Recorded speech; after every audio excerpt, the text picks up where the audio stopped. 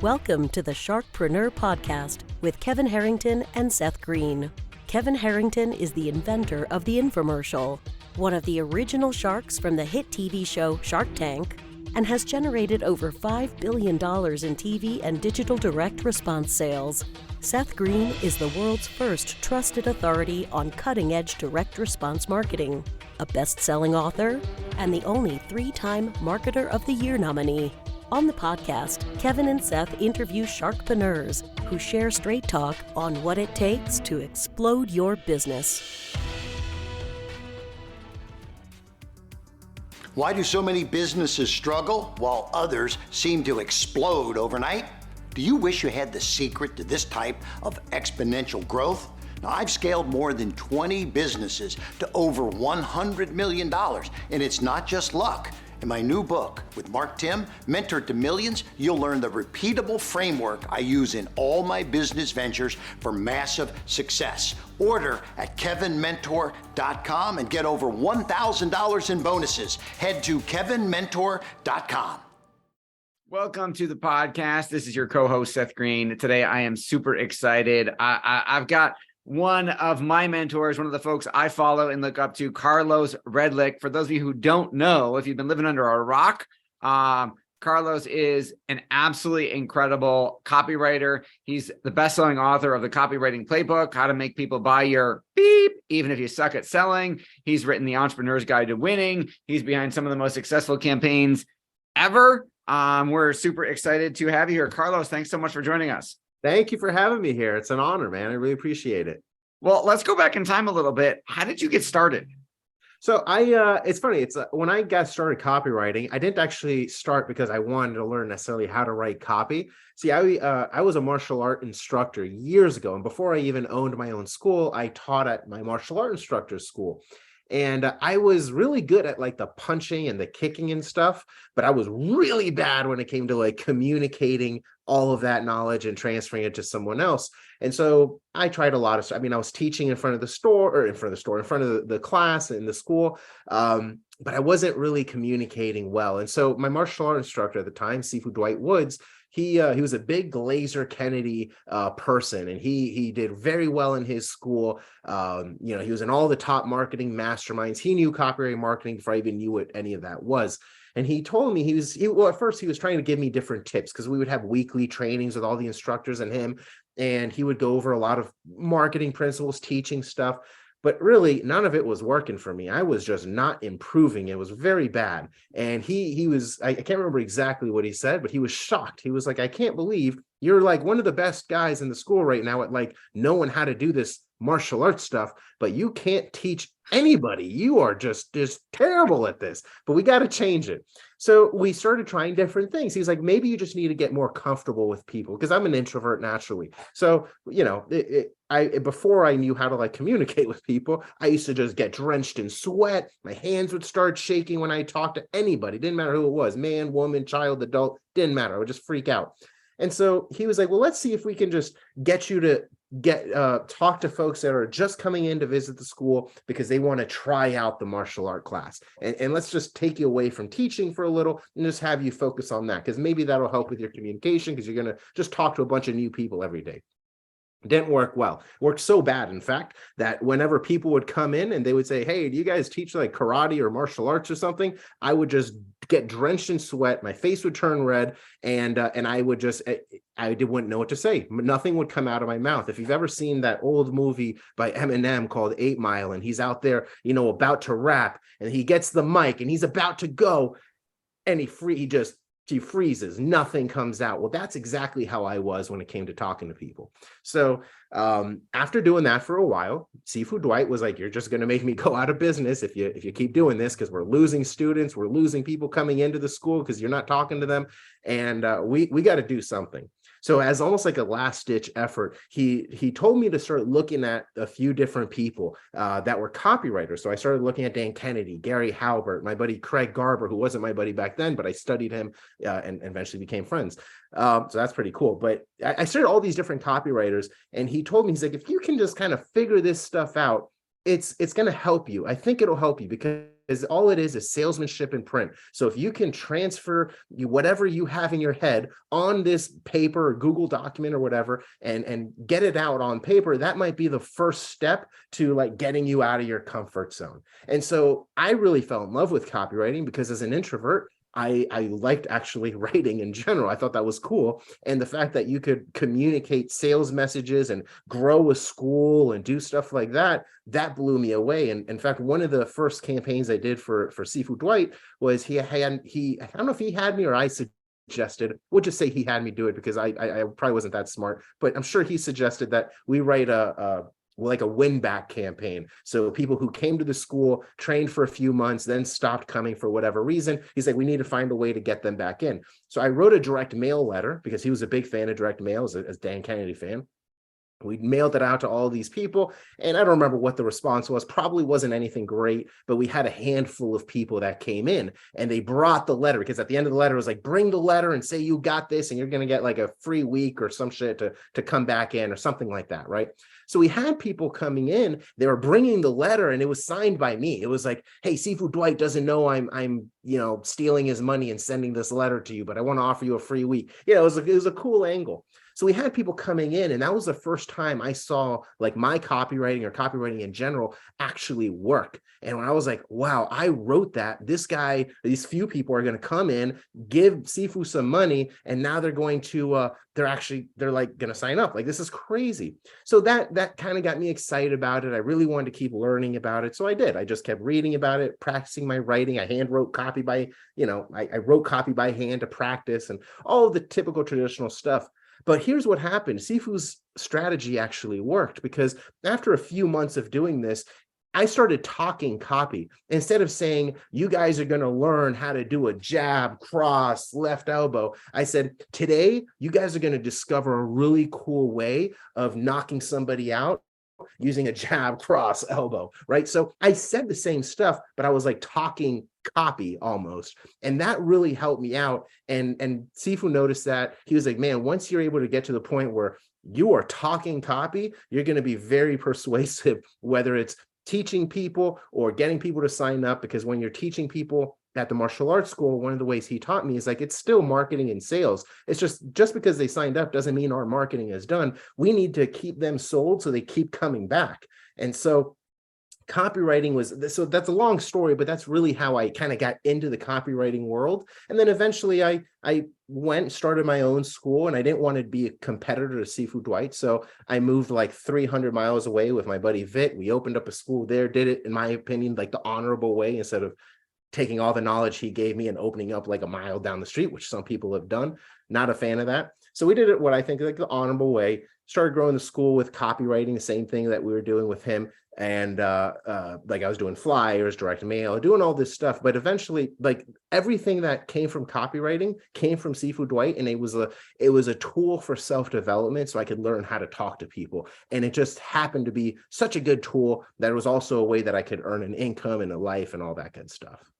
So that is absolutely incredible. There would be, we could probably do an entire podcast just on what you just said. Full disclosure, I've known Seafood Dwight for about 15 years. Whoa.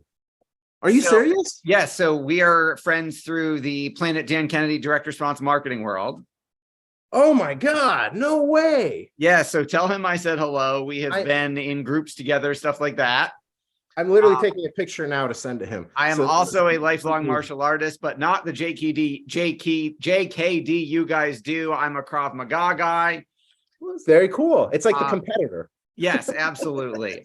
So once you started marketing your own school, what was the transition then from, and that's why you wrote obviously the book on marketing a martial arts school that we didn't mention in the intro. Once you started doing that, talk about the transition from 100% purely focused on butts in the seats students at your martial arts school to the world of, copywriting that you're inhabiting today.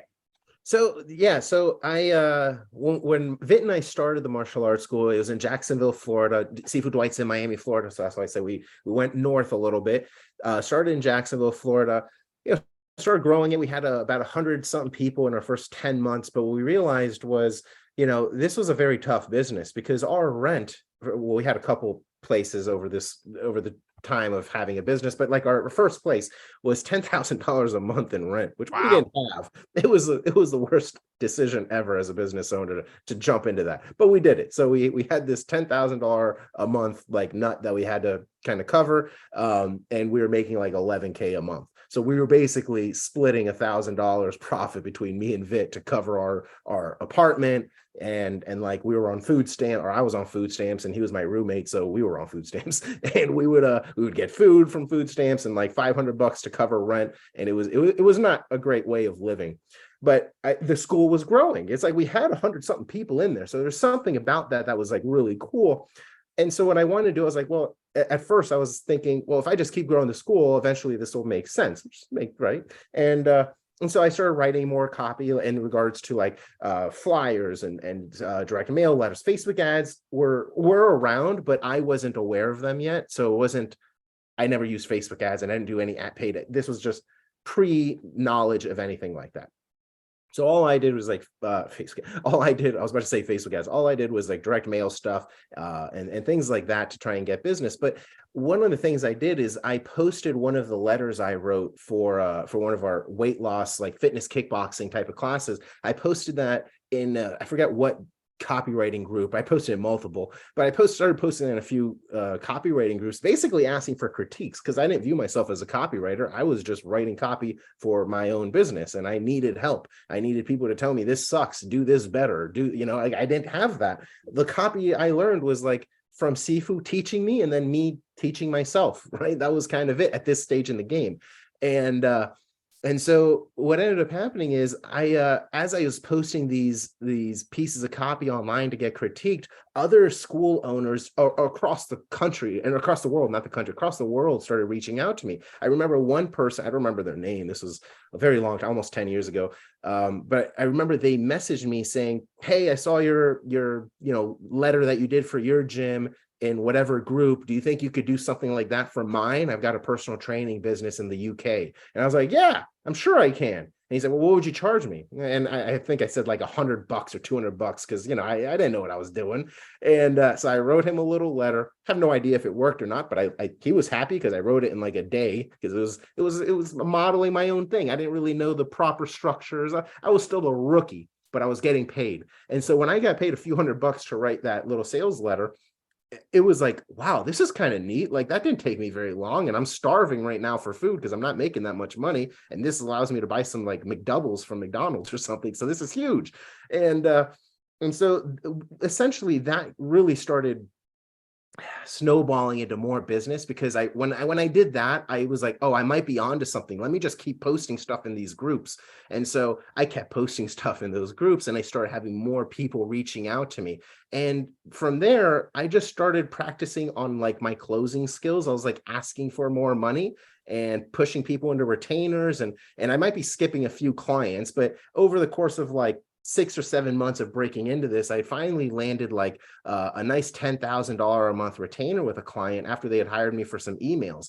And that client referred me to more people, which got me more clients and more money. And before I knew it, I was hitting a 6-figure year as a total rookie in my mind doing this copywriting stuff. And I was sold. I was like, I'm making more money writing stuff on a Google document in my like ghetto apartment in Jacksonville here than I am with the martial arts school. I think I should focus on this other stuff, because the truth is martial arts, I started falling out of love with martial arts because it became a business and it became less about my passion.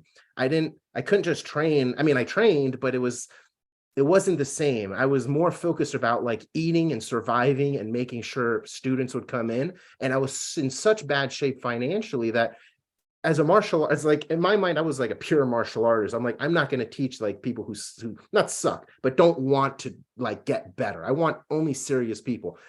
But that didn't really work out that way because I was starving. And so there were some people that would come to the school that I was like, in my mind, you're not a good fit. You're a little too like, I didn't like hood people, and I was living in the hood, but I didn't like people who like didn't have respect. When I say hood, it doesn't matter how you dress, your color, how you talk. When I say hood, it's like your personality. Like you're just, I don't know, man. A lot of these guys were lazy. They were just like tough, would pay for a month and then lazy, and they wouldn't necessarily put in the work, but they always wanted to spar and fight. And I was like, I want to kick these guys out of my school, but I can't because like I need them to pay my rent.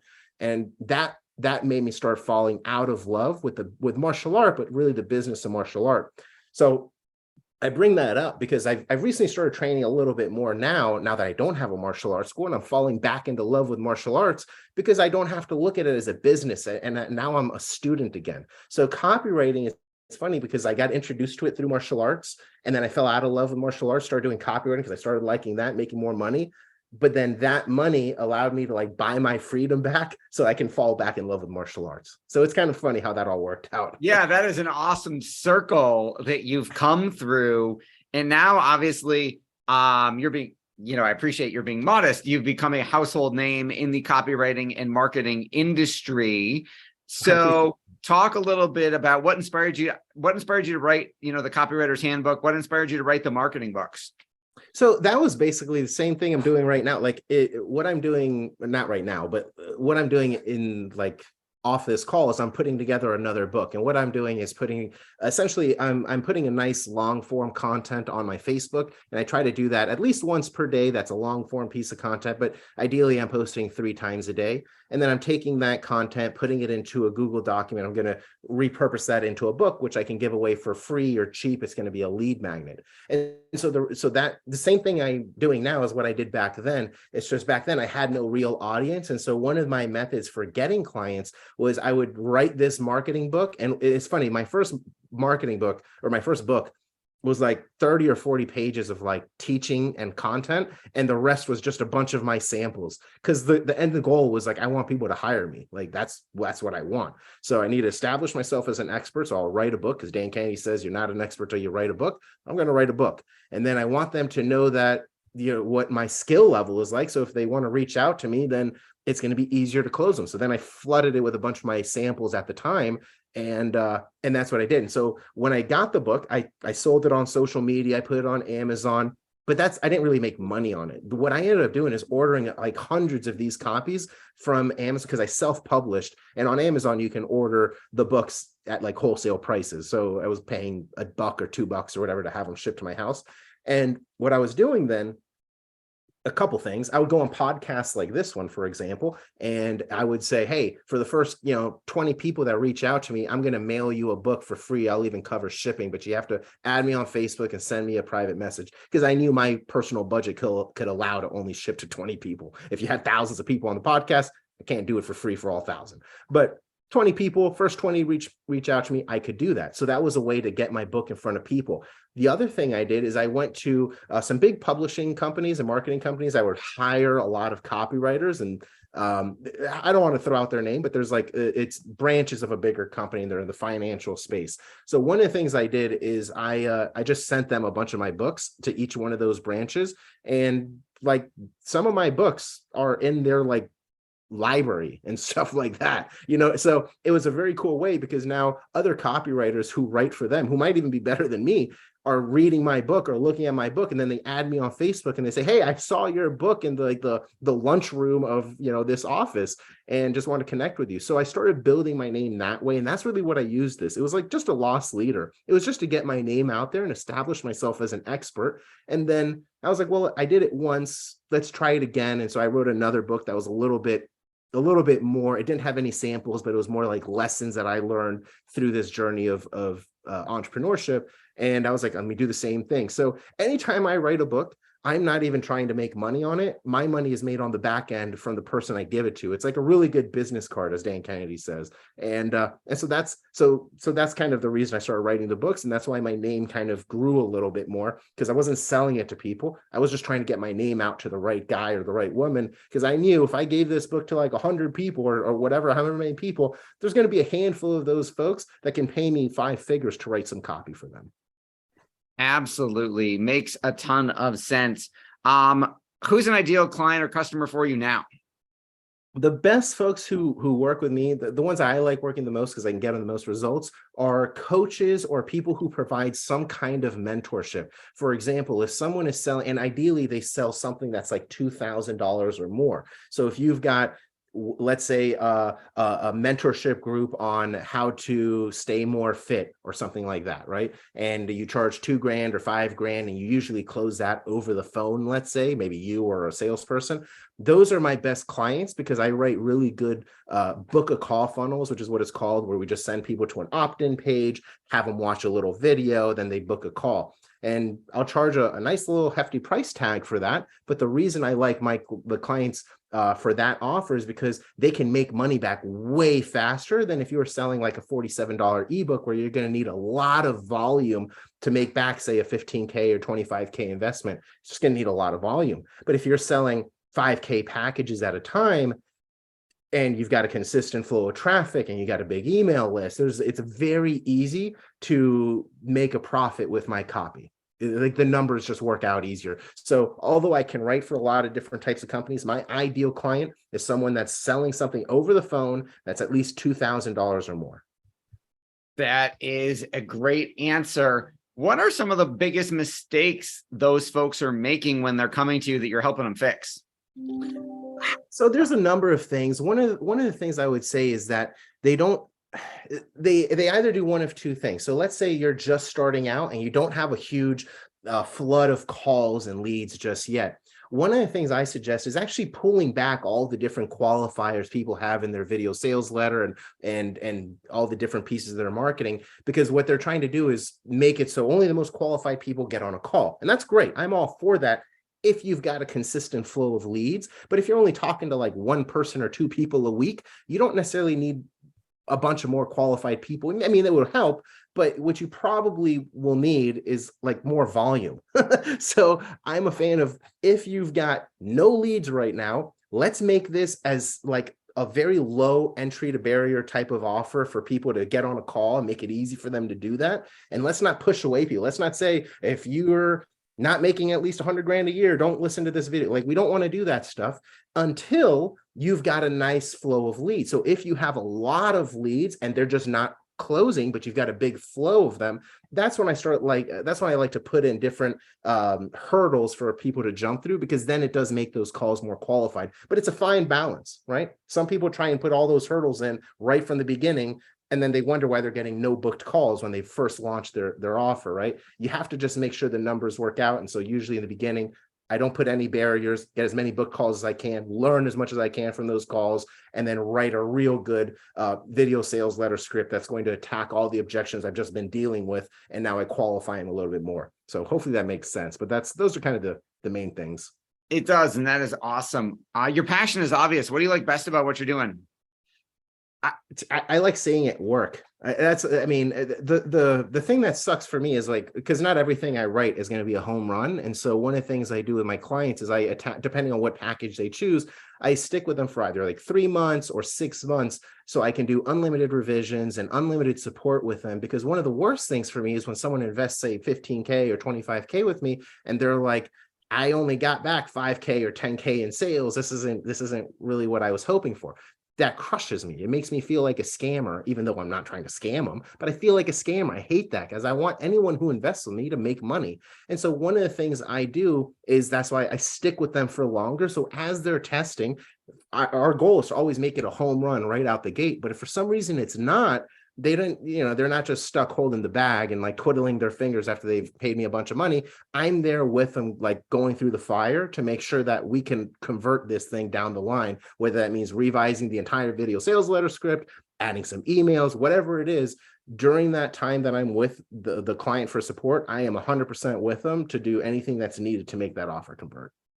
That is awesome. And the fact that you stand by your work and go above and beyond to help them get to where they need to be, I mean, that speaks volumes not only to your character and integrity, but to the quality of said work. With all the success you've achieved for your clients, what's your biggest challenge now?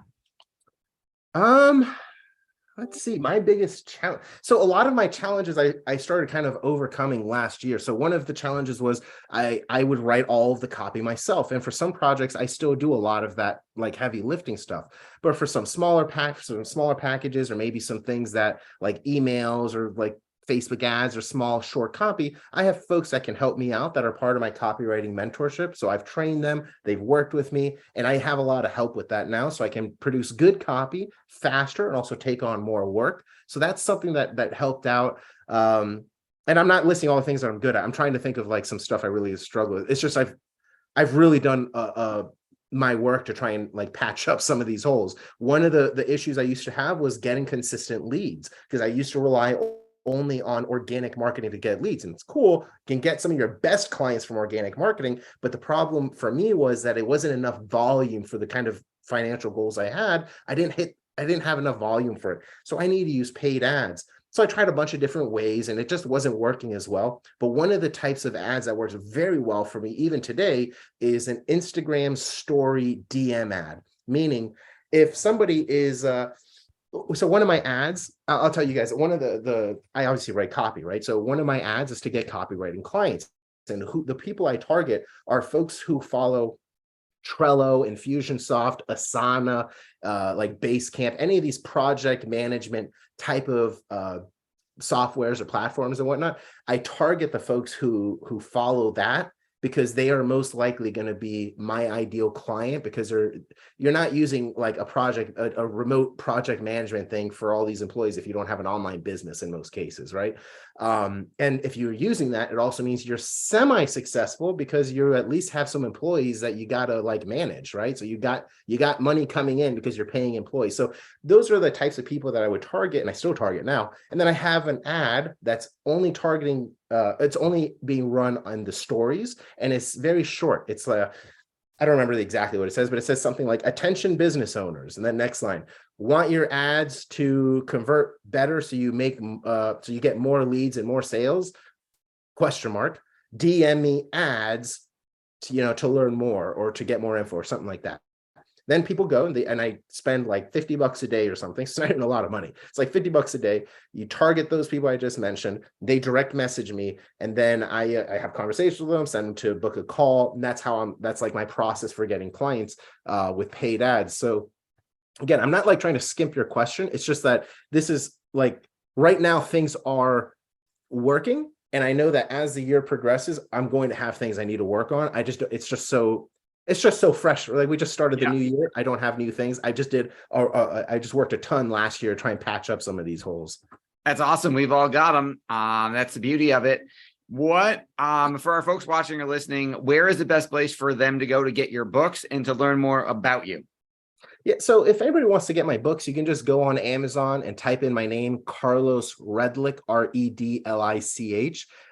You can check any of them out right there. There's only two. There's a third one you mentioned. It's actually not a book on marketing, the martial art book. What that book is I interviewed my instructor, like Seafood Dwight Woods. I interviewed him on martial arts and stuff, and Bruce Lee. I don't remember exactly, but this was years ago, but something to do with like martial arts and Bruce Lee. And we turned it into a podcast, and we did a series of those podcasts, which he actually still does now. And I just took a handful of those podcasts, transcribed them, turned them into a book, and kind of made it for him, because I'm like, dude, how do you not have a book yet? You've been doing this for so long. You've made a lot of money. Like he's done very well for himself in like his past business, and like he's done cool stuff. Like, how do you not have a book yet? So this was my attempt to like get his ass to do a book. And so that's not really me. My name is on there because I did all the work. And I'm like, I'm going to put Carlos Redlich on the bottom, just so you know, but it's going to say Dwight Woods and Carlos Redlich because I interviewed you. So there's that one, but that has nothing to do with me. The marketing books, if you want to look them up, it's the Copywriting Playbook, and then the Entrepreneur's Guide to Winning, you guys can check out. And if you want to add me on Facebook, that would be a really cool way for us to connect. Just shoot me a message and let me know that you saw me on Seth's podcast. Awesome. Well, we know your time's incredibly valuable. We greatly appreciate you spending some of it with us. This has been Seth Green with Carlos Redlich. Carlos, thank you so much for joining us. Thank you, man. I really appreciate it.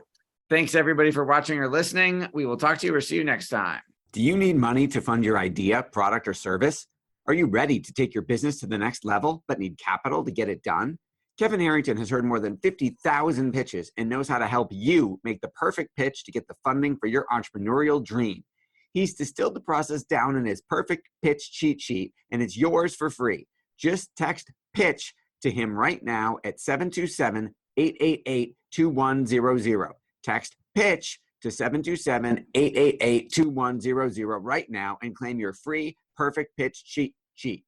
Text PITCH to 727-888-2100 to start funding your dream today. This show has been produced by Market Domination, LLC. To discover how you can have your own show completely done for you and turn it into a real published book and become the authority in your marketplace, go to www.marketdominationllc.com/podcast offer.